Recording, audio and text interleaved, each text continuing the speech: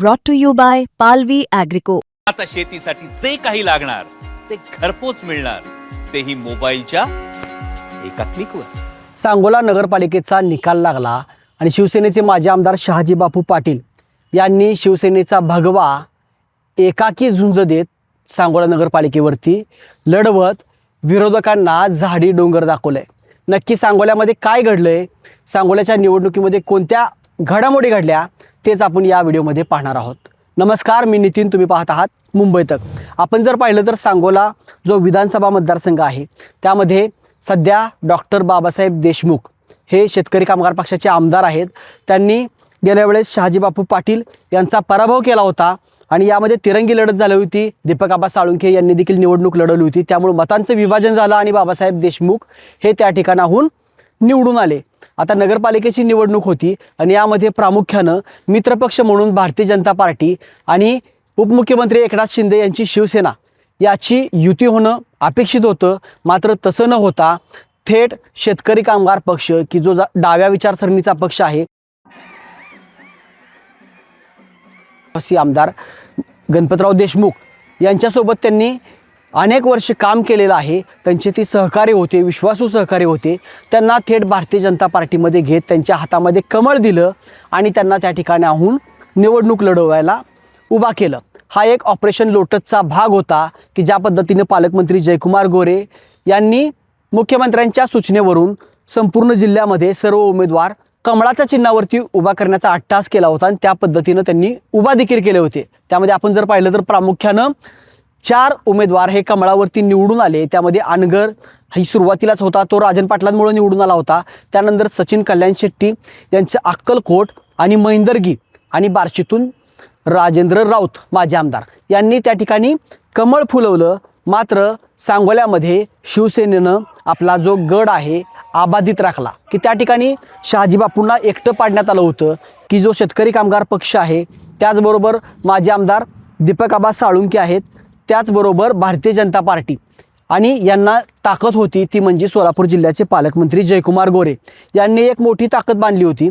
आणि त्यातून मारुती बनकर की जे जाती समीकरणं जर आपण जर पाहिली तर सांगोला शहरामध्ये प्रामुख्यानं माळी समाजाची संख्या जास्त आहे, त्यानंतर धनगर समाजाची आहे, मराठा समाजाची आहे आणि इतर समाजांच्या संख्या देखील आहेत. त्यानुसार आणि शेतकरी कामगार पक्षाची ताकद आणि भारतीय जनता पार्टीला आत्तापर्यंत एकदा देखील सांगोल्यामध्ये कमळ फुलवता आलं नव्हतं की तोच ही वेळ होती की त्यातून शेतकरी कामगार पक्षाला जर घेतलं आणि जातीय समीकरणं जर पाहिली तर त्या ठिकाणाहून आपला उमेदवार निवडून येईल अशी पद्धतीची व्यूहरचना ही पालकमंत्र्यांनी केली होती. मात्र शहाजी बापू पाटील यांनी त्या ठिकाणी एकाकी लढत देत त्या ठिकाणाहून आनंदा माने की ज्या त्या ठिकाणी एक सर्वसामान्य कुटुंबातील उमेदवार आहेत, त्यांच्या पत्नी माजी नगराध्यक्ष होत्या आणि त्यांना उमेदवारी दिली आणि जवळपास 5035 मतांनी आनंदा मानेंचा विजय झाला. जवळपास 13,000 ते 13,500 मतं आनंदा मानेंना मिळाली आणि 8,500च्या मतं मारुती बनकर यांना मिळाली. त्यामुळं सांगोल्याचा जो गड होता तो शहाजी बापूंनी राखला. आणि यामध्ये भारतीय जनता पार्टीचे जे जिल्हाध्यक्ष आहेत केदार, त्यांच्या पत्नी ज्या होत्या की ज्यांना पांगुळगाडा चिन्ह मिळालं होतं त्यांना, आणि भारतीय जनता शहाजी बापूंच्या पॅनलचे आनंदा माने जे आहेत त्यांच्या पत्नी, या 2 निवडणुका त्यांनी बिनविरोध केल्या आणि माझं आणि पालकमंत्र्यांचं काहीही दुरावा नाही. ज्या दिवशी मत पेटीमध्ये पडलं त्यावेळेस आमचा वाद मिटला अशा पद्धतीचं एक वक्तव्य शहाजी बापू पाटलांनी केलं. त्यामध्ये प्रामुख्यानं एक दूरदृष्टीपणा शहाजी बापूंचा दिसतो की भारतीय जनता पार्टी ही केंद्रात राज्यात आहे.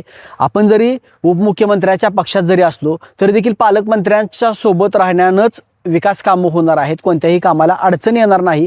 त्यामुळे 2 पावलं पाठीमागे घेत शहाजी बापूंनी कोणतीही टीका पालकमंत्र्यावरती किंवा भाजपवरती केली नाही. मात्र त्या ठिकाणी एकाकी झुंजून कोणत्याही प्रकारची गुलामगिरीला आम्ही बळी पडत नाही अशा पद्धतीचं एक चित्र होतं, ते सांगोलकरांनी दाखवून दिलं.